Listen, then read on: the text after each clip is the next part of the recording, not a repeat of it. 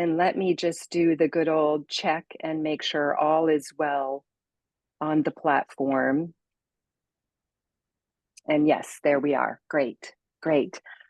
I am delighted to be joined today by this woman I have known for 5 years.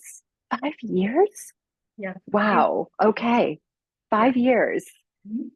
socially through social media. And we've had private conversations. We've shared one other live conversation, and that may pop in later, little pieces of that. And so Nicola D'Alonzo Mhm. has is in transition, as so many of us are with her work. So I just want to say a little bit about what I know of you, and then I would love you to speak about some things that are transitioning before we drop into the art of taboo, which, like, all of my senses are tingling and excited for this. Me So too. when I first encountered Nicola, you were beginning to launch this beautiful creation of working with men and really calling men into their power, whether that was, I know I saw you speak about the warrior, the king, the magician, the lover, those known masculine archetypes. But I also know the way that it comes through your voice is Mhm. so unique and distinguished and grounded and Mhm. carries a huge power.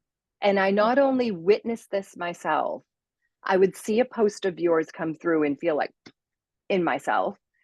And I would read the comments, and there are men.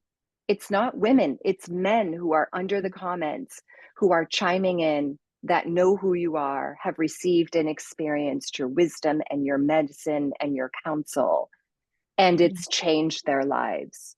So that's what I've watched you do, but I know you're in transition. So Nicola D'Alonzo, welcome to this beautiful, intimate, live and real as fuck space.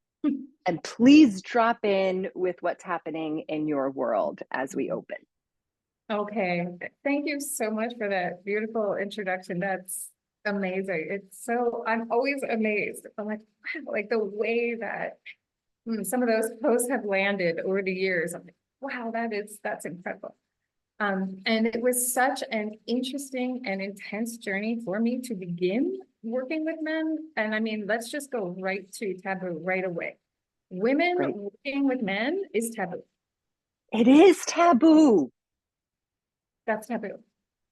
That is taboo. It's like not supposed to happen. It's not allowed. It's not okay. Men should be working with men and women should stay out of it. And I agree with that. I agree that men should be working with men and women should stay out of it. I also see that there is a place in a space where only a woman can say or do a thing that changes who this man is in a way that nothing else can. I love that. I love that you're touching on this. It's been a personal one for me as well, professionally and personally in my marriage, in how I engage my husband according to the taboo or according to who we are. Oh, I feel the wealth of what you're saying behind that. Yeah.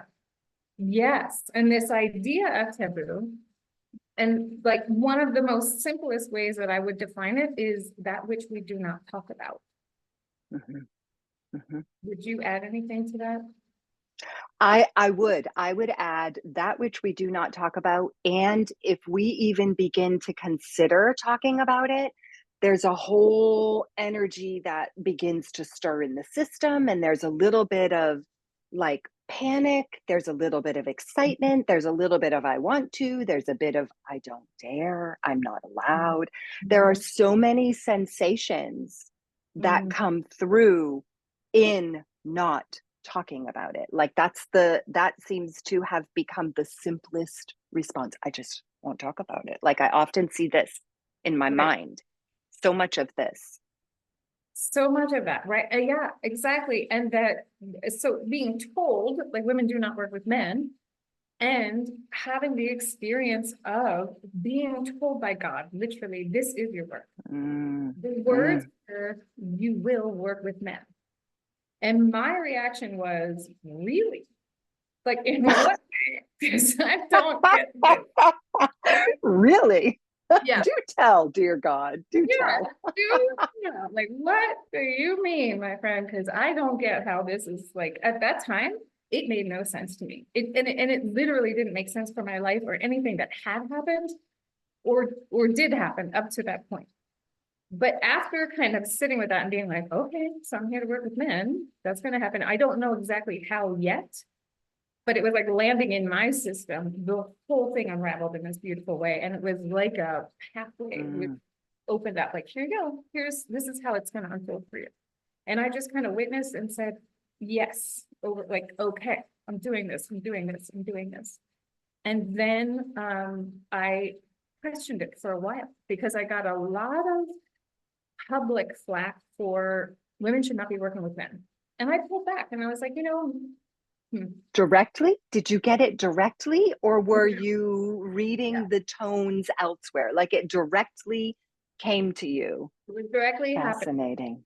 directly coming to me. And I was reading the tone. I felt like there was a lot of maybe as some of this polarity stuff was really landing in, it was like, how dare you as a woman do this type Yes. of Yes. but what ended up happening, and I worked with women for a while, and of course it was helping women understand men. It wasn't just like, oh, it was like this is what I'm doing. So, and that was beautiful and lovely, and I loved it, but it just did not carry the same level of, I don't know, fulfillment perhaps as working with men. And then a man came on a post somewhere and honored me in one of the most beautiful ways I have ever seen about the work that I've done with regard to men. And I said, okay, this is it. I'm back. Like like I'm back. So I'm kind of in this place where I'm back to working with men. It's not necessarily directly one-on-one. It's more, I moved into the realm of public speaking. So it's this wanting to educate the masses on the truth of men and masculinity and what are we actually talking about when we're saying a beautiful, powerful man? What does that even mean? Because most of the collective has no idea. And even that topic, it's totally taboo. Totally. Yes. Because right now there's a world of hate against our men and masculinity in general.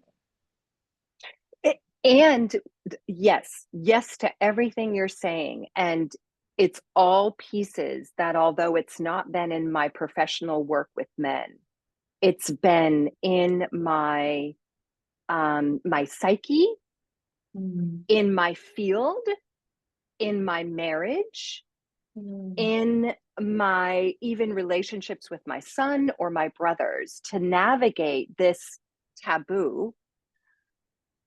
And there are pieces of integrity for me, I'll say, from my perspective as woman, for how I'm going to engage men. There are very integral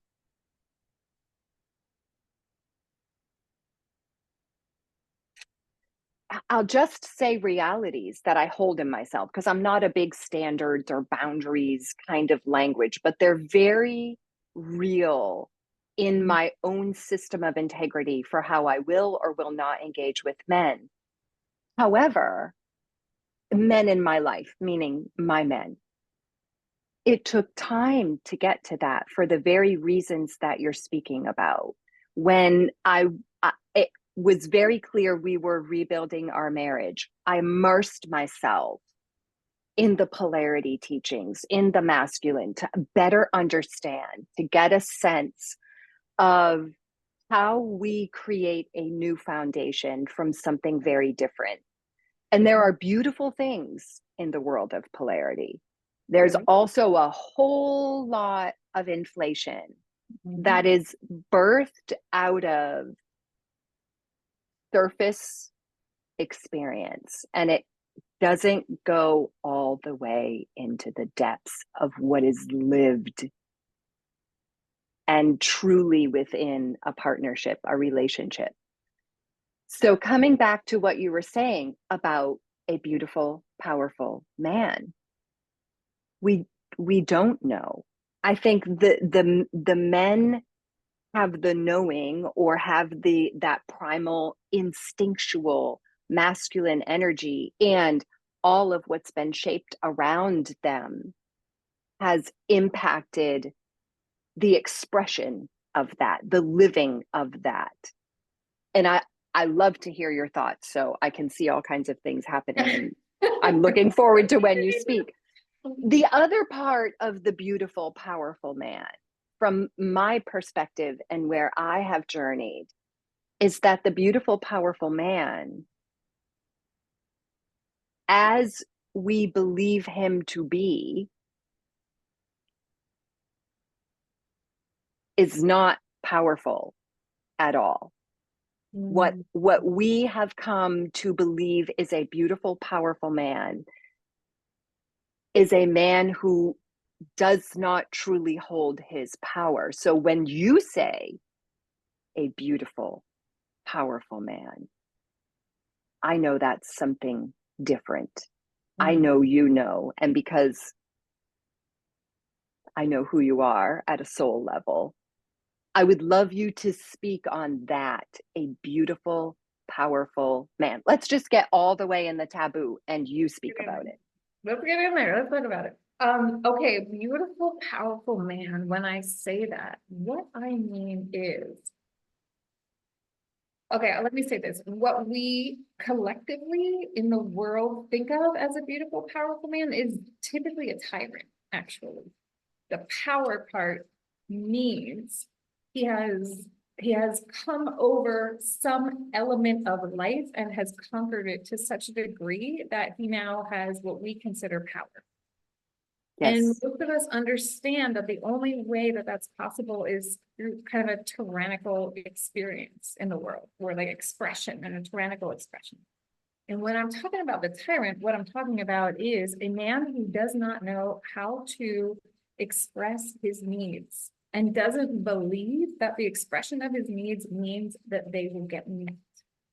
That is how tyranny happens. It's about, I don't actually believe that what I need is going to be met by the world or the people in my space. And that can include family, that can include their company, it can include their children. I mean, anybody, employees, the whole range of whoever is in this man's life. And the beautiful part, we typically think of like a good-looking actor or something. And that also is not what I'm talking about. That is not what I'm talking about. I also, when I heard you say beautiful, powerful man, because I have traveled in the spiritual community, a beautiful, powerful man in that space it is actually impotent in many cases. Yes. So you're talking on the tyrant side. What came through for me was on the impotent side. It's the same thing. It's underneath, right? It's the same signature. Same problem at the end of the day is not knowing how to get your needs met, and then coming across in the spiritual realm, which is super interesting because we're talking about here the lover archetype aspect of masculinity, right? And what happens frequently in the spiritual communities is men who over connect with this aspect of their spirituality. And in that place, there's a relationship with the divine, which comes in this very feminine way. And what ends up happening is so many men connect with her, this divine essence of her, so deeply that what he believes is he has to become her. The spirituality goes so deep. The experience of being in connection with this powerful feminine, it's like for 8 years, I was in a really intense meditation community, Kundalini Kriya Yoga, which is like a really, only the nutballs would go there. So of course that's where I was. More taboo. More taboo. There's a lot there. Yes, there's many things I could say about that time. And this is what I saw again and again, men who came in kind of like, okay, I want to check this out. I want to meditate. We all know the benefits of meditation. This particular meditation was purported to be like the fastest way to enlightenment, which, okay, in my personal opinion, there are many ways to enlightenment, but okay, so fine. It was powerful. We'll just say that it was powerful in the sense of like your capacity energetically. It was a spinal clearing meditation. Mm. Most of the people who were involved were men. Most of the people who came for this to really be dedicated to it and the practice of it were men. And I witnessed it happen again and again. The loss of like the erectness of the spine, the part of masculinity that's going to come in and be like, fuck no, that's not happening. Because that's not spiritual to behave Right. that way. That's not right. spiritual to come across that way. That's not, all of these places where we believe that masculinity is too much. Not true at all. So what's happening is he's actually taking up this place of, he's becoming the feminine because that's what he believes is what makes him spiritual in the first place. This dynamic of being in connection with her, Shakti coming into the system like that. If there's anything in this world that's addictive, it's that. Shakti is one of the amazing forces on the planet. This feminine juice that's right, this like power that we carry. So essentially what's happening is they're developing a relationship that's so deep to the divine and in the spiritual sense that they're actually thinking, oh, I need to sit in this energy and become her, become this Shakti power. So that's not what I'm talking about either. And you're right, it's like the other side of the tyrant is like the loss of the erectness of passion and fire and will, even like the will to make a change in this world, to do something different, to like ignite all of who and what you are and be on fire in that in the world. And like I said, to come across like, fuck no, that's not happening in my space. To have that level of clarity and that level of no, the powerful no. So when I'm talking about a beautiful, powerful man, what I'm saying is a man who is in connection with God. He is connected to his truth and his soul and all of these things, and his will is connected deeply to God's will. That's the beautiful part. And the powerful part is he's not afraid to be in this erected, penetrative frequency in the world, where his energy is pushing in and making change happen just by his presence. I love so many things about this conversation. There are so many threads I want to follow, and my mind is like, remember, we're talking about the art of taboo today, because there's 1,000 topics I wanna follow. And as you're speaking, it occurs to me as well that the good family man, the good husband, is also a quieting of that fire and power inside when that's what he has become. And because we're talking about the art of taboo, I certainly, and I know you don't, we're not here to speak on behalf of men, and yet we're sort of looking at and dipping our toe in taboos for men, because it's become a taboo for a man to exhibit the fullness of his power unless there's truly danger. And not even in all cases, but then it's at least a little bit okay. And so I think the beauty of what you've brought in is taboo is not male or female. It's not masculine or feminine. It's in our human DNA, and it will affect us anytime that we aren't moving in step with the collective. Right. That's right. That's right. Because all of these men, like where does the archetype of the good man come from? It's an answer to, I'm not going to live out that which is taboo because that makes people uncomfortable. So I'm going to do whatever I do inside of my being to quiet all that down and come across in such a way that it is collectively acceptable. Collectively acceptable.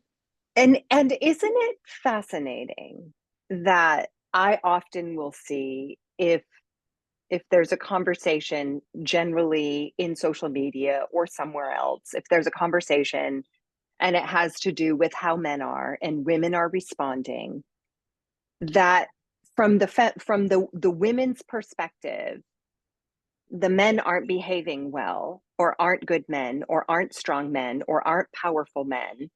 And from we have our own taboo, and now we're also putting the taboo around the men Yeah. by how we desire them to behave. We're contributing. I had another thought that went away from me that somehow was, we will sit in the women's seat and think that this is what it was, that how the men aren't being men or aren't behaving properly. And yet over here we have our own taboos for how we should be behaving and how we should be proper. And I have found on a personal note that the more I'm breaking the taboos to be myself, the less I have to say or look at my husband and feel he's not getting it right. So Right. they're interplaying as well, that as long as I'm caged in, and Mhm. I actually had an experience with that even just this morning. Just I felt a little funky and I could see within my own being how it wanted to be like, he's being a little funky and this is not happening. And I could sense where my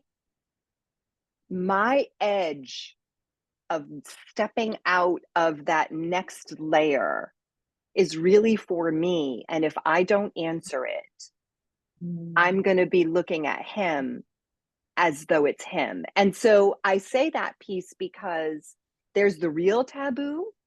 And then there's the taboo that we are building around ourselves and each other. If we are unwilling, here's where you talked about the will. If we are unwilling to answer the call like you did when it was, yes, indeed, you are actually supposed to work with men. I know everything outside of you is pointing in a direction that you do not do this, That's but right. I am giving you the directive That's right. straight from God divinity to Right. do it. That's right. And to hold that level of power. So it was so interesting when you were talking about um what you added to the definition of taboo. It's like not just that which we do not talk about, it's that which we do not talk about that we know has an incredible charge, and the way that our relationship to that which we do not talk about then is so underdeveloped because we're not talking about it. We're not dealing with it. We're not with it. We're not allowing our consciousness to have a relationship in the light to it, because the truth is Mm. we still have a relationship to it. It's just in the dark right now because you can't, not here, obviously. So, okay, so what have we done? We have relegated this thing into the realm of the dark and said, the only relationship you're allowed to have is in the realm of the dark. So when you posted that, the thing that came in me, I was like, oh my gosh, have I got a personal story in this one? So I want to share a little bit about it because it's intense. It was intense for me. It's still intense and it's big and it involves taboo like nobody's business. So the thing of it is, it was my father's taboo. Through my Yes. father's lineage, it's like my father's taboo.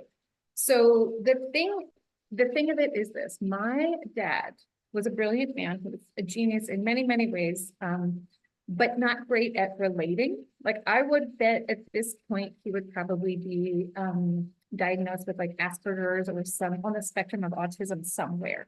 He was Yeah. one of those brilliant mind, but not really good at the one-to-one human to human thing.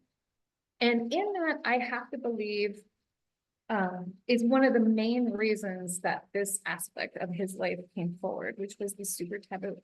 It's in the realm of sexuality, which Mhm.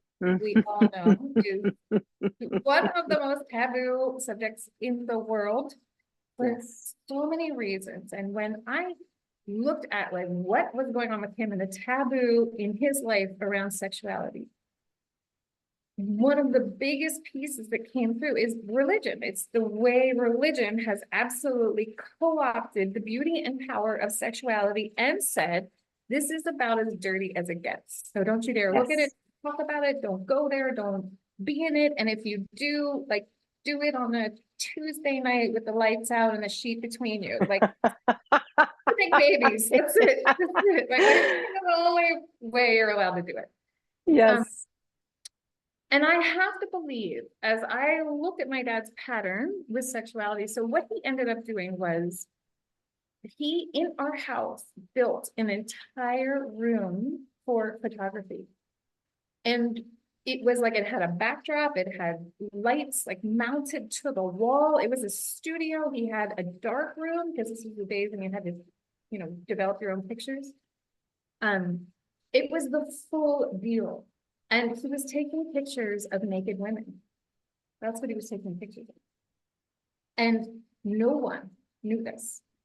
No one knew that this was actually happening. Not even my mom's identical twin sister, who was our neighbor. She did So, not. like, nobody in your family, nobody Know. except him and the woman in the room. Him and the woman in the room, my mom knew, my sister knew, and I knew. Okay. Because, you know, we were there. It's like it's happening at our house.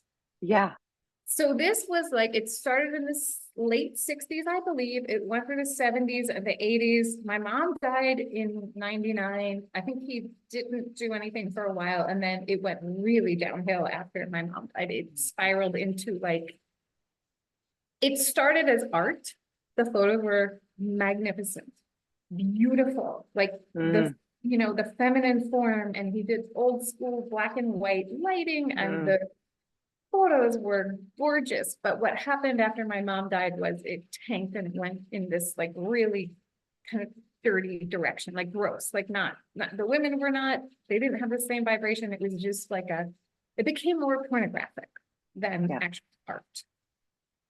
And so the reason I'm bringing this up as a taboo and the power of it was, so there was something in me that was happening when I was young and this experience was going on.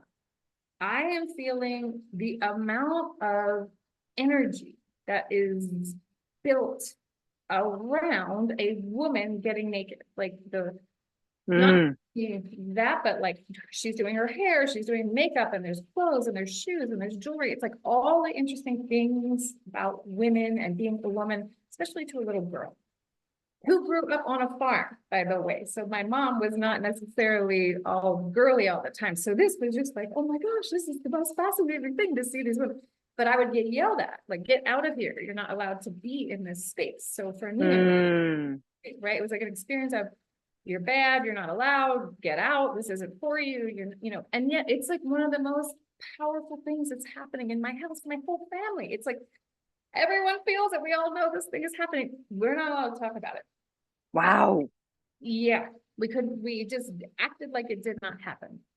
And like I said, even my mom's twin sister didn't know, which Mm, astounded me. She didn't know. I found out she knew after my dad died. And I just was like, oh yeah, there's one of dad's pictures. And she was like, what? And I show her, she had no idea. I was wow. stunned. I was like, wow, you guys kept this secret. I mean, you did not even share with her. I was astounded by that. Mm, mm, So the journey of it for me was this idea of it's taboo sexuality. I think he probably had a really strong sex drive, is my guess. mm, He mhm, said, I never cheated on your mother with any of these women. I totally believe that that's true. Um, and my sense is that this piece, like, we're not allowed to talk about this topic of sexuality. He probably had a really strong sex drive. What are you going to do with that? He turned it into art. Like, that was the place that he went with it. But because it was the 60s, 70s, 80s, we were not talking about these things. mm, They were not talked about.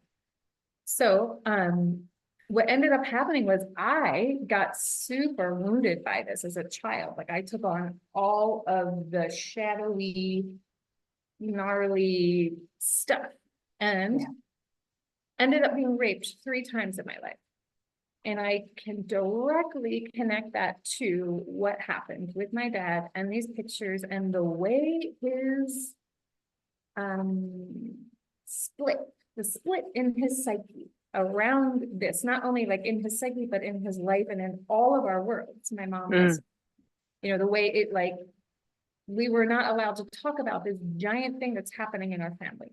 Not allowed to talk to you, like had to act like it wasn't happening. And so for me, it was this journey of coming home to myself, reconciling my relationship to sexuality, because it's like I said, there was this whole relationship happening to it in the dark that was super deep, but I couldn't access it in the light. So I was with myself. And there was like a ripe opening in my being that drew in these men to rape me because I was not cohesive. I was not cohesive. And that's not a blaming of myself. That's just coming to, you know, understanding what happened. How did it go on like that? What happened? How could it be that this is what happened in my life? And I've gone on to heal that. And there have been so many gifts that have come from that now that I'm not carrying pain or woundedness in any of it. Actually, the place that I'm at now, which is why I commented on your post and I was so excited to the taboo. I was like, oh my gosh, my father's taboo, this thing that was so big and so taboo in our lives that no one could talk about. It has become the most rich source of truth about my own nature. My own nature. And what I mean by that is one, working with men, because I don't think that a woman who has hangups in sexuality can work with men. That's like that's not a good idea. You're gonna run into some problems. No, that's not a good idea. Don't do it. Danger, danger. That's not even taboo. That's like a recipe for absolute horrific outcome. Exactly. That's right. That's right. People are going to get hurt badly. It's not a good idea. And what has come of it is like the biggest power source for me, sitting in the most potent seat of my energy, which is like the truth of who I am. When I reconcile that I have had a relationship to sexuality in the dark my entire life, and slowly start to pull that thing out of the dark and bring it into the light, the level of groundedness and seatedness within my own being is not like anything I've ever experienced in my life. Yes, I have shivers. I have shivers. Yes, yes. So many pieces again. When I have a similar, and I'm not going to tell the whole story because it doesn't matter. I have a similar childhood reality experience. It doesn't look the same on the surface. I didn't have a dad who took pictures of naked women and hid it, but sexuality was tamped down. It was locked down. It was not talked about. You didn't acknowledge it. There was sexual abuse in my family. There were so many sexual taboos, whether it was unwanted pregnancies, whether it was being sexual too early, whether it was the incest, whatever it may have been. What I also see in the sharing of your story is not only was your sexuality in the dark, parallel to the beautiful, powerful man, your beautiful, true nature, power of your being woman was in the dark. That's a double whammy. So not only is sexuality quiet and secret and hidden, but so is the beauty and the elegance and the desire connected to, and just the magnetism of being woman. So both of these are locked and quieted down. When you said it brought you into moving through all of this and the experience and the richness of it and the brilliance of you as a human and a woman and a divine being, to sit back and look and see it. When you said your true nature began to come through, I heard your true nakedness. Yeah. Right? They are basically synonymous in this case. Absolutely. It was like the unveiling of this thing that I had always, like I said, I had like a half relationship to it. So even the way I occupied my body was different until I landed this whole picture of what is going on in my family. All of, like, some of it was coming to terms with, like, why are we so taboo about these things? Why can't we talk about them? Why do we do, like, why do we do this to ourselves? But most of it had to do with, like, the emotional healing and, you know, going through all those levels and layers of what happens after some sort of tragedy with regard to sexuality. And then being, like you said, being able to connect with who and what I am as a woman, because none of that could I have landed if I did not get into the truth of this taboo subject of sexuality with my family and the way we held it and the way it played out in my house. That was my training ground. That was I mean, you know, whatever it is your parents are into, whether they tell you or not, whether they allow you in it or not, you are like studying it. You are studying this topic your whole life, whether you want to. Yeah, you're absorbing it just by being in proximity to it. And it's your parents, so it's also your DNA. It's been conceived into who you are, and then it's amplified by the environment. And to your sort of final point on sharing your story, which was, once you cleared that and brought it, I love how you say you brought it into the light.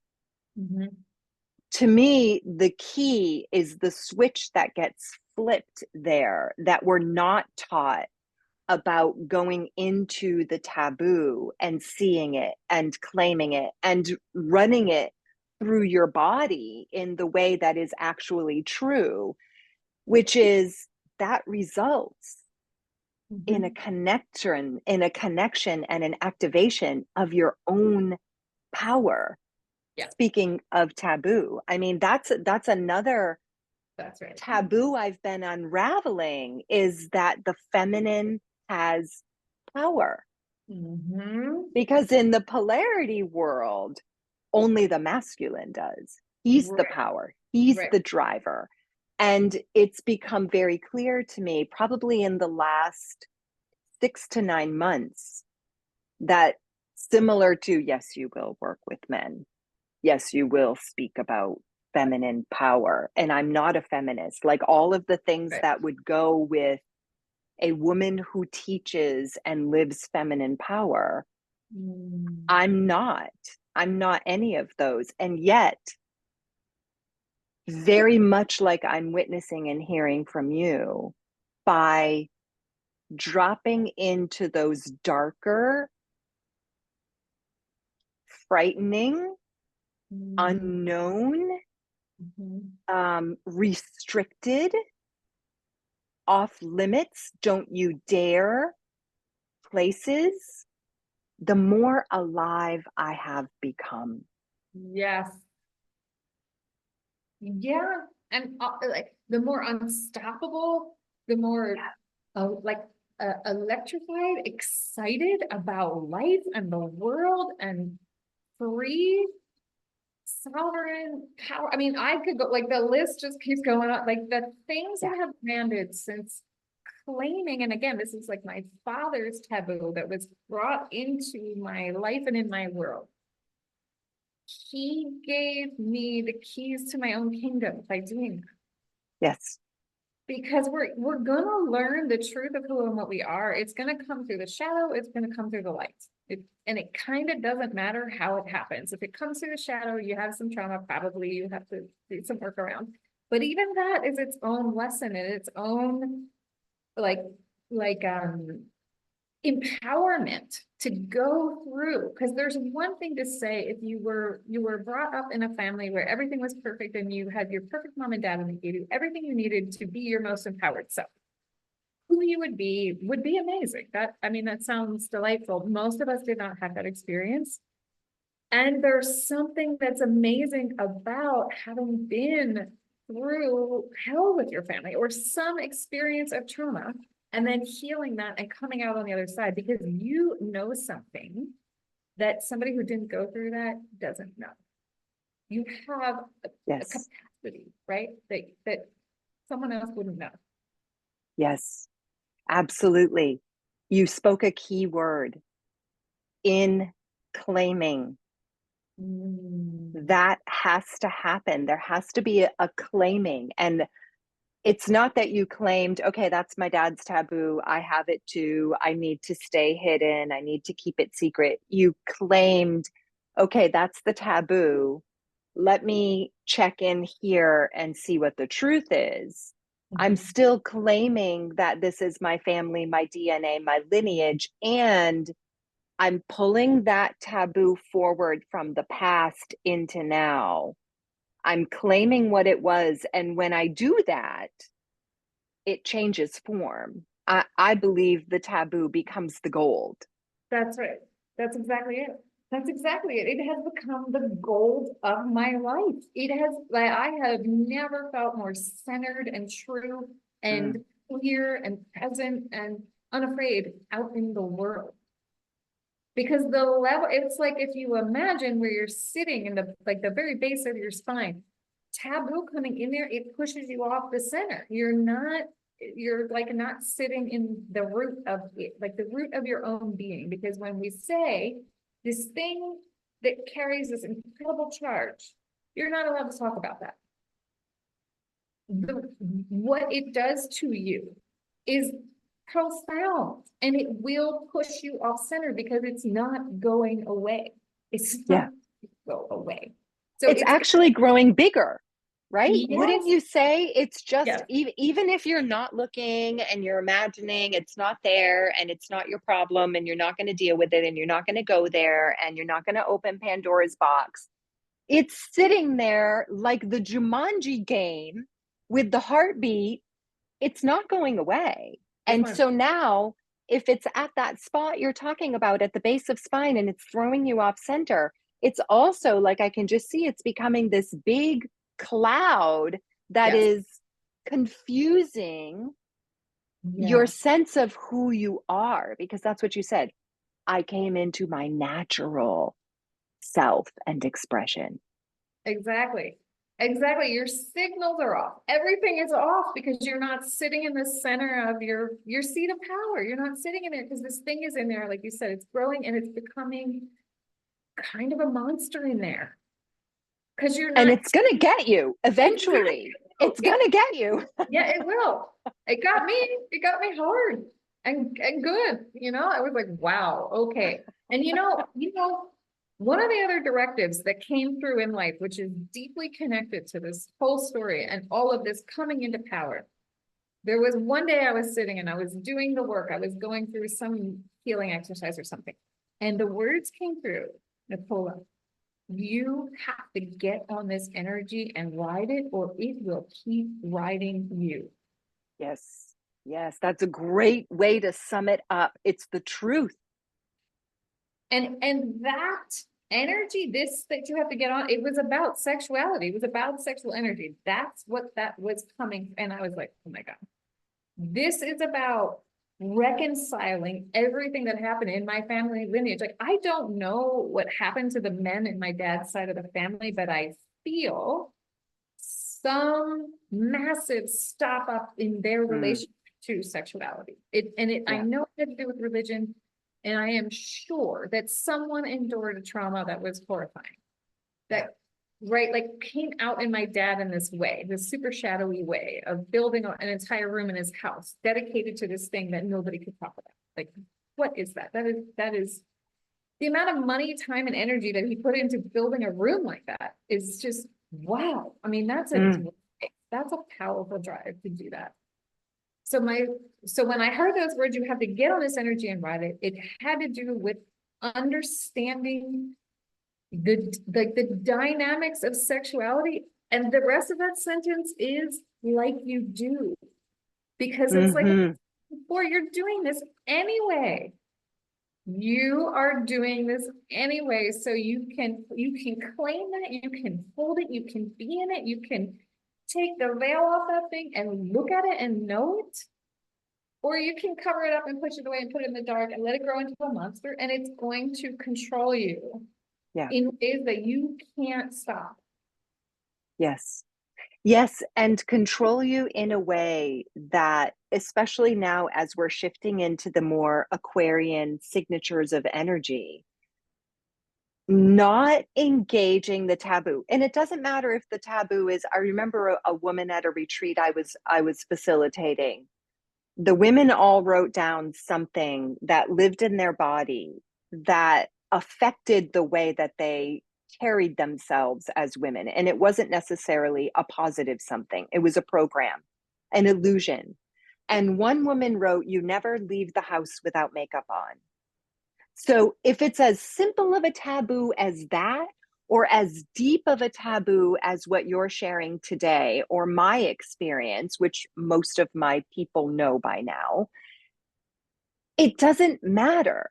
It will have ownership over you, and it will hijack your power, your beauty, your gifts, and your expression of them in this world, your love and the freedom of your love, your sexuality, and the ability to partner and create more love, or just carry your sexuality as your own and allow it to flow and be expressed. It will. I love that phrase that you said. If you don't ride it, it is going to keep riding you. Right. And that's the truth. That's the truth. This very experience that you're talking about, and how it impacted you as child, as girl, as woman, as human, is precisely why I sat all of my children down together with George and said, this is what happened. There was a relationship with another man.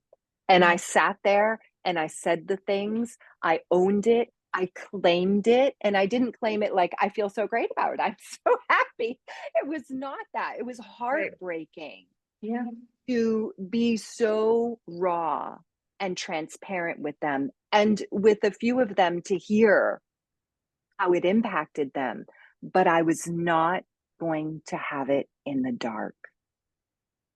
I was not going to have them later down the road learn something about not just me, but even the man their father is, and how he's navigating this together. We decided we were going to be our natural, beautiful selves with our children and not pass it on. Oh, what a gift. I mean, what a gift. And I get that. I get what you're saying. The levels of stuff to navigate when you do say, okay, I'm claiming this, I'm owning this, I'm gonna be in it, I'm gonna get on Facebook and tell people that my dad took pictures of naked women. You know, that kind of, right? Like whatever way in which you are doing that. It is not easy to do that. No. It's not easy to show up. I mean, it's the reason we have taboo, because it's not necessarily the most comfortable thing in the world to face it, to recognize it, to say it out loud, to stop it from being a monster in your life and anybody else's it touches, because that's the truth of it. It's that thing. If you do not stop it from being a monster within your own being, it's going to show up in your shadow and it's going to get you in a way you never wanted it to. It's not going away. It's not going away. That's It's right. not going away. And then you wonder, why am I a victim to this thing? Why does this keep happening to me? Why does this keep happening? This pattern. Why does this keep happening to me? I'm a good person. Why are these things? Why is this? It is like it's like the thing is knocking on your door. It's saying, hey, Mm-hmm. I'm with you. Mm-hmm. I'm with you. Yes, We can either work together and you can be empowered by this, or I'm going to keep chasing you like the monster I am. because it's power. Yeah. You can be empowered, in power by Mm. this. It's power that is always there. It's always alive. And as challenging as it is to break the taboo, and make no mistake, that's what it is. It's breaking the spell, the lie, the secrecy, the program, the good way to be a human, right? You're breaking that. When you do that, you break it open and you are able to then receive and integrate and embody the power it was holding over here the whole time. That's It's right. like cracking an egg, right? Suddenly, what's inside of the egg is available to you. If you just leave it whole and you're careful with it and you never drop it and you always have it in cushioned padding all of the time, what's it going to do for you? Right. Spoil.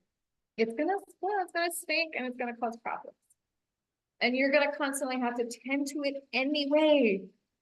Anyway, you might as well let it feed you. Let it do what And it's supposed to do.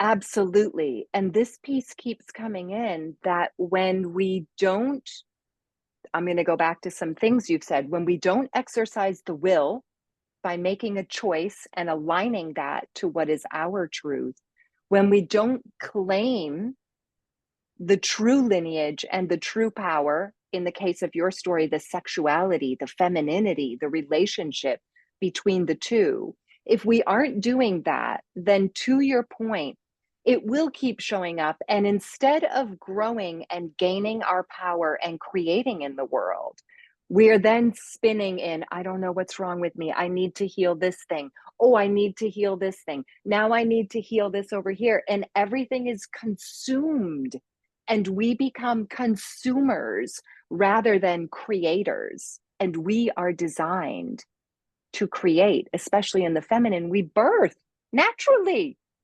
Right. Right. And that very thing that you're not talking about, the very thing that is taboo, it's the most uncomfortable, the one you really don't want to go to. There's so many reasons.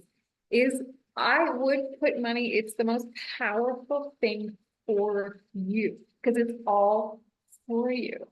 It's for you, no matter how shameful, heavy, dark, whatever it was, there is gold in there. The jewels sit in that basket behind the veil.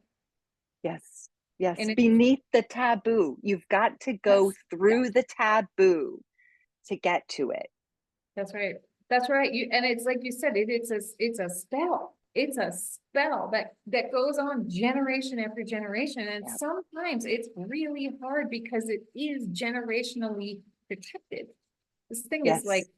right? Like our ancestors did a lot of work to keep this thing wrapped up well. That egg Yes. under, lock and key and all kinds of weird ways to keep it from being accessed. And Yes. you've been programmed with all of that.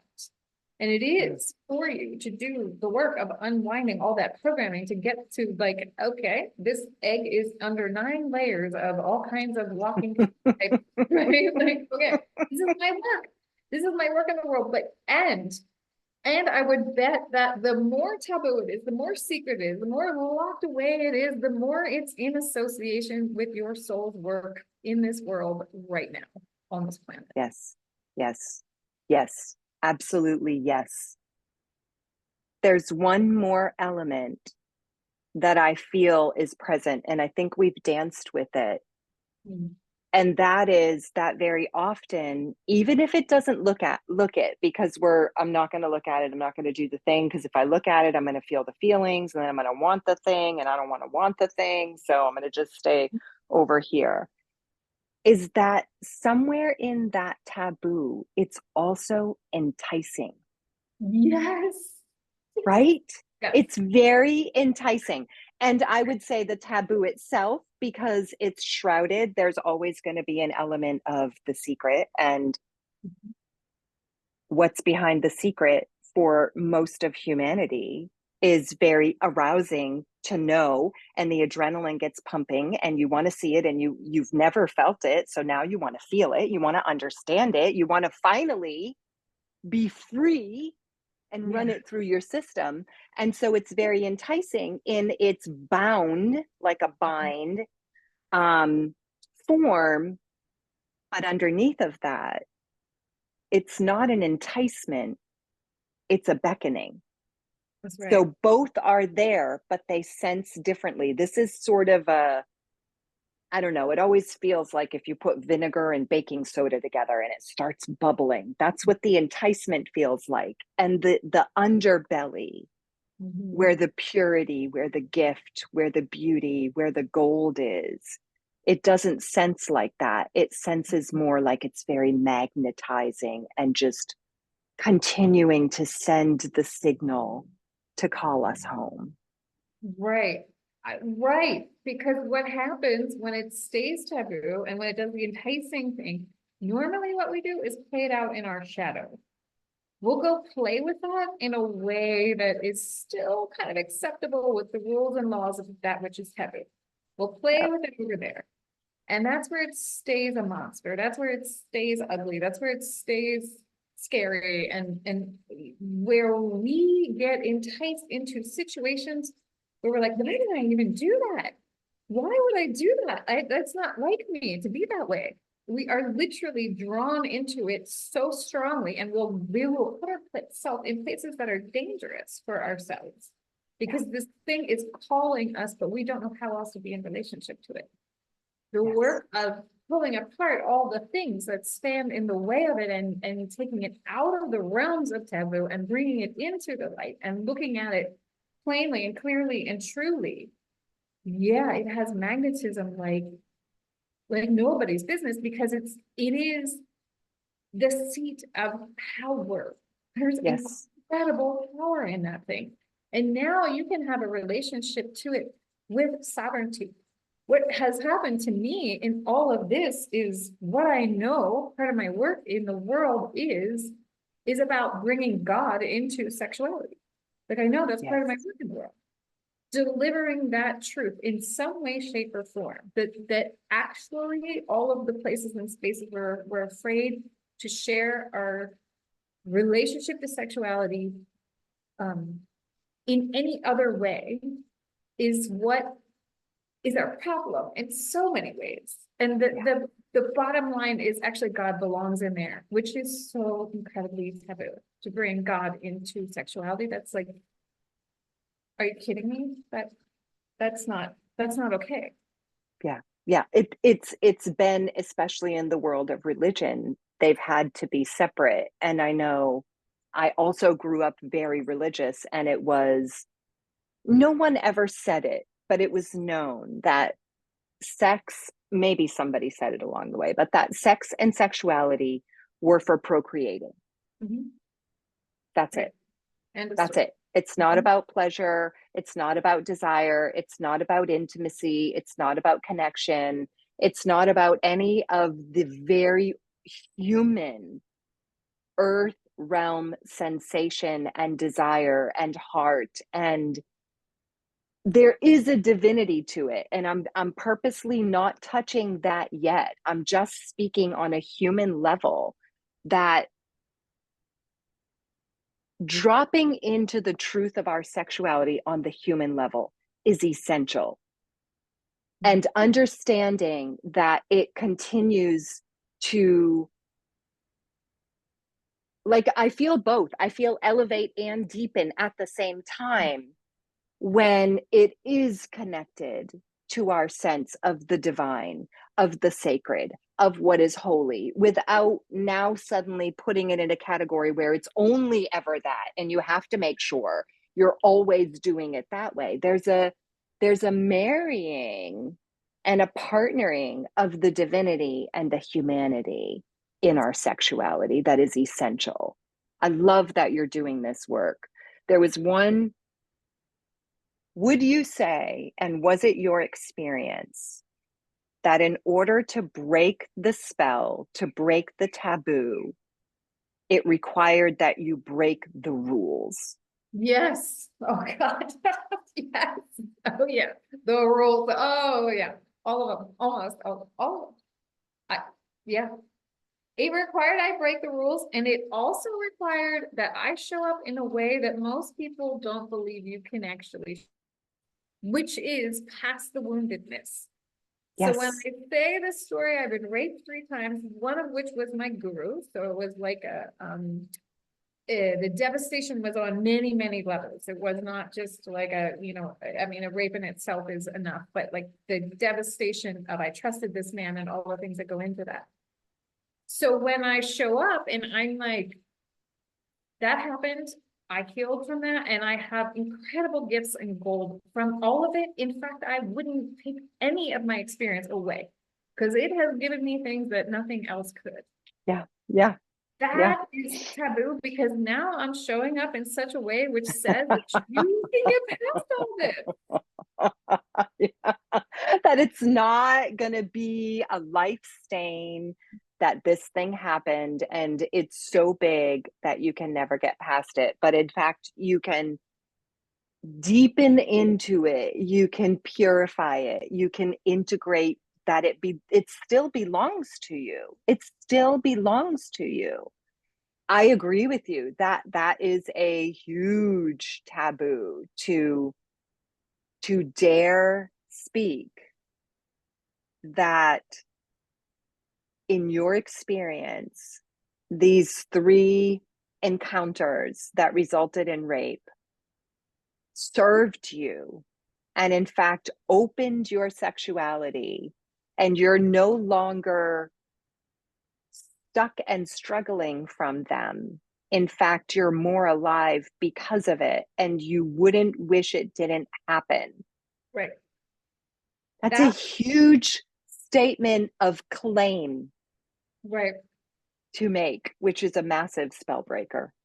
Right. And it's breaking all the rules. It's breaking all the rules because there is something really fascinating when you tell a story like that. There's the rightful, like, oh gosh, wow, that happened. That's horrible. I'm so sorry. But when I talk about and I'm past it, the questioning, like, could you be? Is it possible? Why? Like, are you sure? Are you really, and I'm like, wow, yeah, like there is life over here. I'm not a victim. I'm okay with it all. I'm okay with everything that happened in that realm. And in fact, like I said, more alive than ever in it. All of it. Yeah.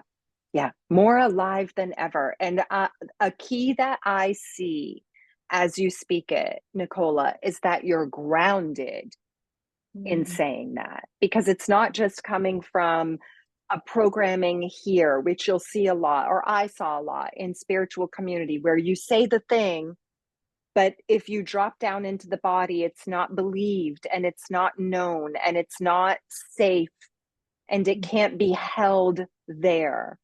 Right. And I don't feel that when I witness you. I don't feel like it's that, oh yeah, yeah, it's good for me. It's for me. I healed. I feel like so deeply grounded in, I can say that Mm-hmm. and I can hold it in Mm-hmm. my system, in my conversation, in my teaching, in my speaking, in my everyday life. I can hold it. I'm not collapsing Right. somewhere behind the scenes, or when the shit hits the fan, I'm not going, okay, it's that.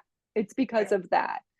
I'm present right here and I'll hold it. And I'll even hold, like I feel witnessing you in you is, I'll even hold that to you it's taboo. I can still hold it. That's it. That's it. That's exactly it. I will even hold the fact that to you that's taboo. And I get it. I get it. this realm that we're talking about, heal it, being healed up after the fact, after the thing, after whatever the tragedy, the horrifying thing. I'll hold that that's taboo in your world, that it's kind of not possible for someone to do that work. I'm okay with that.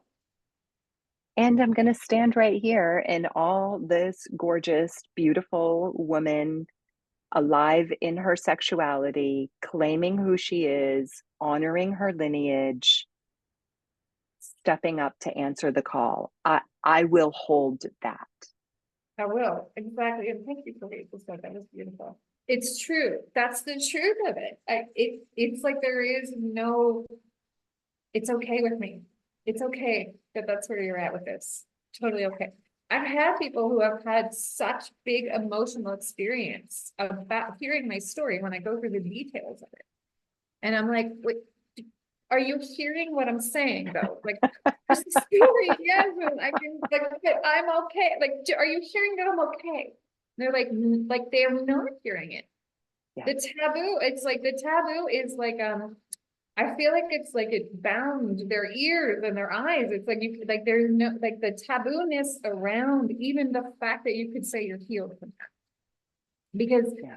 there is something so powerful that we gather out of being a victim, whether it's the victim of our own story or witnessing someone else being a victim in their story. There is something Yes. very powerful that we get out of that. There's some kind of a feeding that happens. There's some reward in being in that space, which is empty and you know, not, it's not actually a reward, but it feels like it. As you spoke it just then, I saw again the same thing we talked about in the appearance of the taboo energetically. And also when you were speaking about the location of the taboo, Mm. throwing us off center at the base of the spine. What I see is this just black cloudiness. And Mhm. so as you just described, the response at times where there's a bind, that's literally what it feels like. It feels like as soon as you begin to speak, if there's a resonance from a victim perspective, it begins to permeate. And I'm saying this to illustrate what an unacknowledged taboo does to our system. And that includes our wellness, that includes our consciousness, that includes our sexuality, our spirituality, our relationships, our family, our creation in the world, our art. It begins to put this veil Mhm. that is not real. It's illusion. It's the spell. It's like you begin to speak, and for the people who cannot comprehend, the spell now moves in and permeates the field and fills it in. Mhm. And my sense is certainly this conversation, but as you continue moving into this next body of work that you're birthing, and of course I'm sure you know this, in sharing this, whether it's out loud or because you live it and it's emanating from you, will break more spells. I lost you for a second there. In you living this, Mhm. and I said I feel certain you know this in yourself, in you living this, it breathing in you as you move into this next creation of your body of work, and you're speaking it and it's emanating from you, even if you're not saying the thing or the story, by the power you have harnessed and claimed in doing so for yourself. As you begin to share it, the spell breaking, the taboo breaking will also emanate from you. And like I'm seeing it, like it's going to chop up the field, it's going to chop up that thick cloud Mhm. of it. Really, it's a numbness and it's Mhm. a shutting down, it's a de and suppression in the system. Yeah, and it's a split in the psyche. It's like splitting information that's that like truth that's coming to you and putting that aside, saying that can't be possible. And so now you're actually like, there's a split in your consciousness where there's a barrier between you and what's possible for you. And that's what breaks my heart when I witness it. I'm like, oh wow, like you're like you're gonna hold yourself back in your own healing because you're not there, like you're not ready yet to hold the reality that actually our woundedness, our places where we've been destroyed and devastated can become the most powerful place within our own being. And I would say the majority of all those wounds carry a level or layer of taboo in it, and that's the reason why it's so powerful, or it's like a element of why it's so powerful, because there's a profound level of taboo in there somewhere in that Yes. somebody's not acknowledging some painful truth. That's Yes. what the woundedness happens. Yes. I agree with that. And if there's a major level of taboo, here's the beauty we've talked about. There's a major depth of power waiting. You know, I see it, the ruby slippers, you had the power all the time. Just put them on. Yeah, Just right. put them on, right? This entire conversation, first of all, I love you so much. And I know we don't always engage, but that love is always there and we both know it. Yes. This is the essence of precisely what I'm talking about with the taboo, with the Scarlet Woman, Mhm. with the power she has. And in her case, it's love. And I think probably in most cases, if we distill it down, it's our freedom, our liberated gift and expression of love, whether that's through sexuality, spirituality, marriage, friendship, business, it doesn't matter. Ultimately, going into the taboo is claiming your power and your love.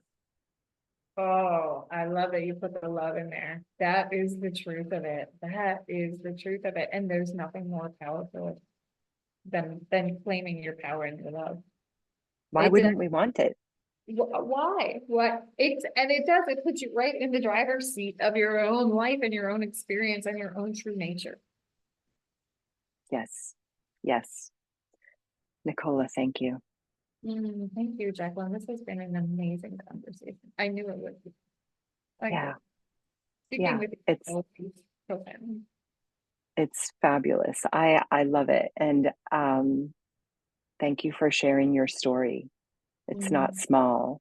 And to break the spell and to break the taboo requires the arrival of everything that we are and everything that belongs to us in this moment that they meet. mm. That's the stuff that changes it.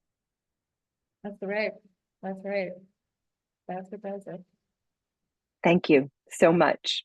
Thank you so much. I really enjoyed this. And thank you, everybody. Thank you for listening. Truly. Okay, we are done on Facebook. I'm going to stop recording. Right.